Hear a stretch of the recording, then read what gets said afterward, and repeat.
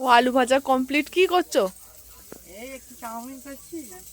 আচ্ছা, ডিম কোথায়? ও, এই তো ডিম। ধান সেদ্ধ হয়ে গেছে এখানে, একদম রেডি। তো চাউমিনটা হলে আবার পরে দেখাচ্ছি। তো ডিম ভাজা কমপ্লিট হয়ে গেছে, চাউমিনটা নাড়া হচ্ছে। এগুলো কি ওর সাথে দিয়ে মাখাবে তো? হ্যাঁ, মিক্স করা হবে।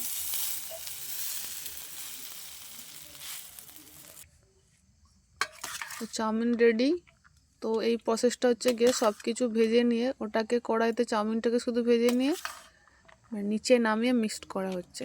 তারপরে শসা আর পেঁয়াজের স্যালাড হবে। ভাজা পেঁয়াজ দেওয়া আছে তো? সস দেওয়া হবে। বললিনি? তো এটা হচ্ছে চাউমিনের লাস্ট লুক। তো কেমন হয়েছে অবশ্যই জানিও।